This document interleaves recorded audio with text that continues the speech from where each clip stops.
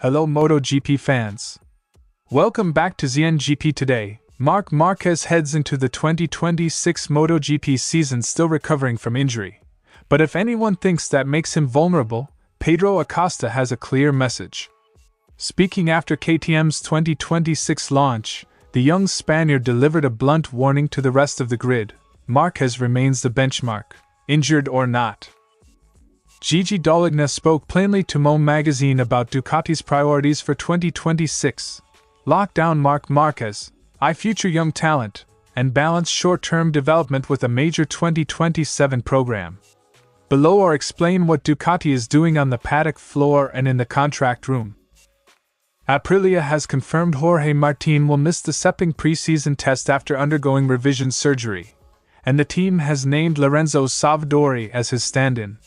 Below, that explain what the absence means for Martín, for Aprilia's winter program and for the RSGP 26 development. Don't forget to click subscribe button and the bell icon for MotoGP news update.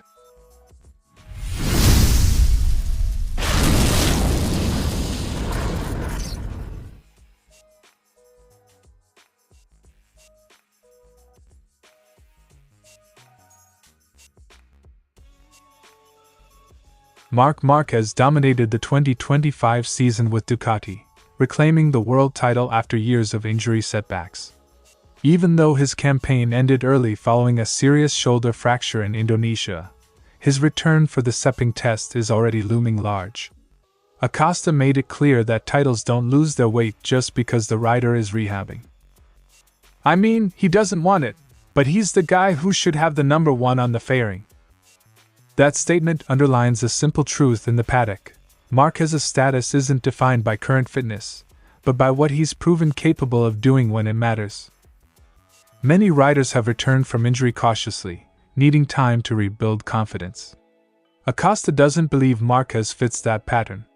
He pointed to the way Márquez bounced back from a 5-year winless spell to immediately dominate again on factory machinery.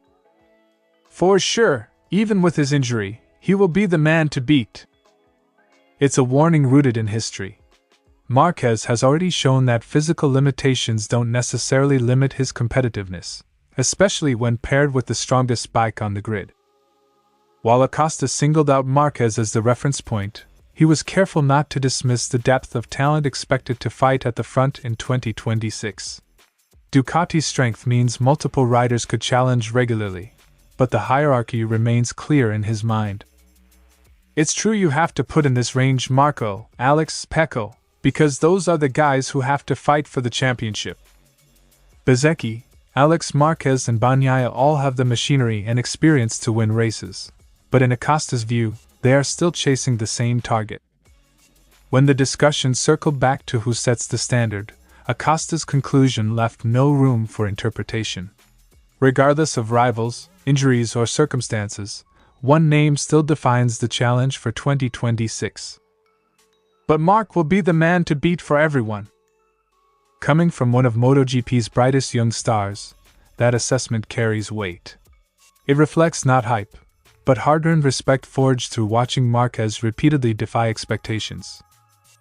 Away from the Márquez conversation, Acosta also touched on his own development heading into 2026, highlighting the importance of stability in his inner circle. Reflecting on his work with Carmelo Morales, he linked that partnership to a major mental breakthrough. Last season, we made a super team.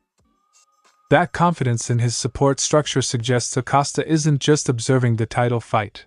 He's quietly preparing himself to be part of it. Pedro Acosta's message is clear: ignore Marc Márquez at your own risk. Even injured, even under question marks, the reigning champion remains the reference point for MotoGP 2026, and everyone else, including Acosta himself, knows exactly who they're chasing. The boardroom message is simple and unambiguous. Everything revolves around securing Marc Márquez. Dall'Igna framed the negotiations as a repeat of Ducati's prior playbook: prioritize the reigning champion and close the deal before the season begins. That means legal teams, sporting directors and engineers will be synchronized to remove uncertainty early so the factory can focus on setup and testing rather than market noise. Ducati's strategy here is risk management. Signing Márquez early stabilizes the rider market, gives the team clarity for bike development, a known teammate package is easier to optimize, and sends a clear commercial message to sponsors and partners. Look, let him say and think what he wants. The reality is that right now our objective is to finalize the agreement with Marc Márquez. Dall'Igna isn't just thinking about today, he's actively scouting tomorrow. Naming David Alonso signals Ducati's intent to monitor, and where possible, secure the best young talent before rivals do. But the tone is realistic, interest is genuine, yet tempered by the recognition that signing elite prospects is complicated: contracts, feeder series ties, commercial factors.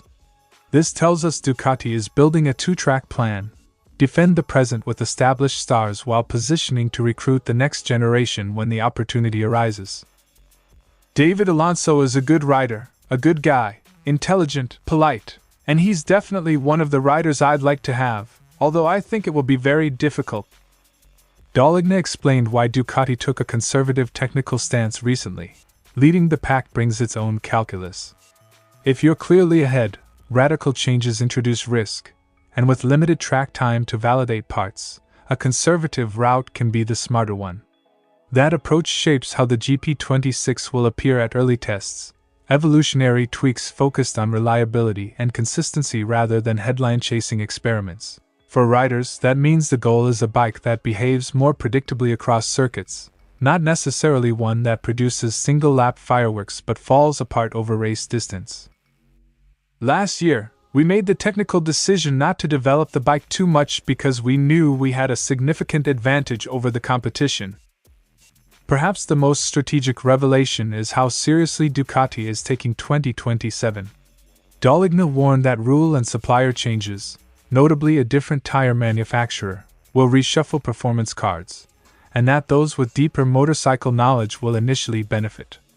Ducati is therefore splitting effort: extract every reliable gain from the GP26 now, while accelerating long lead engine and chassis work for the new regulations.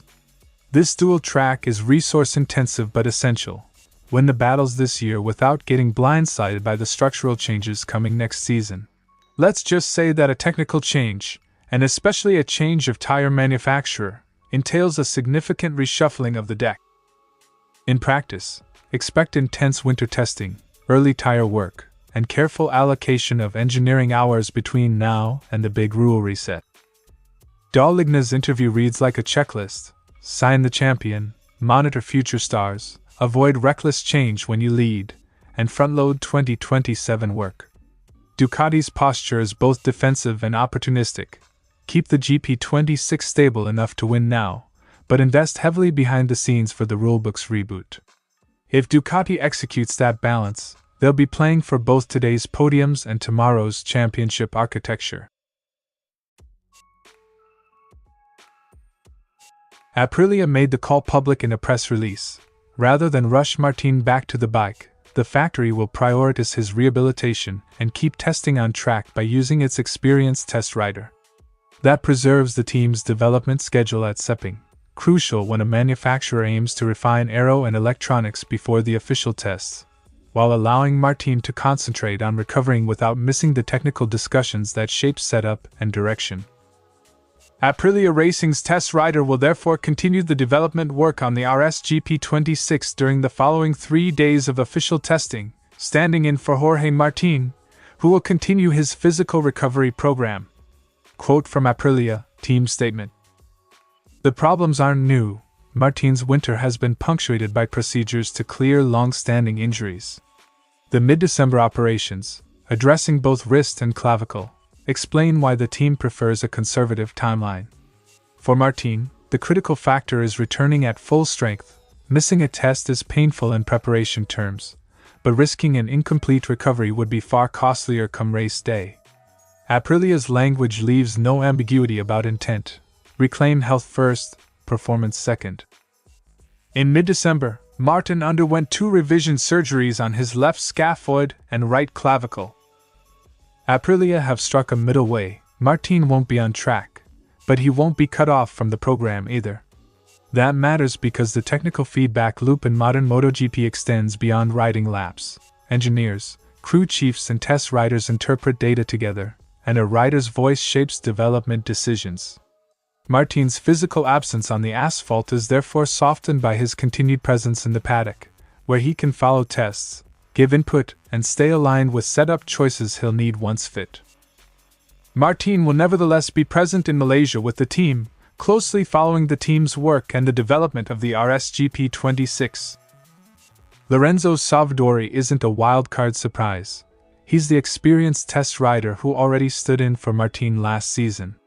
His role at Sepang will be hands-on, running multiple machines, validating new parts and feeding engineers with consistent laps so the factory can collect usable comparisons. For Aprilia, the immediate priority is data. More riders on track producing repeatable runs yields better aero and electronics correlation, which is the exact outcome they need during a packed 3-day test window. Savadori's own tone is pragmatic and busy. He's ready to push the program forward. At Sepang, I'll have a lot of work scheduled on all 8 bikes, including those of the Trackhouse MotoGP team, and there will be many new solutions to try, even during the following 3 days of official testing. I can't wait to be back on track and test the RSGP 26. Quote from Lorenzo Savadori. In short, Aprilia chose recovery over risk, plugged the gap with a trusted test rider, and kept Martin connected to the team. The net effect for Sepang is continuity of development. For Martin, it's a slower but safer road to being at his best when the lights go green in Thailand. Thanks for watching ZNGP Today, and this is your MotoGP news update. And see you next time!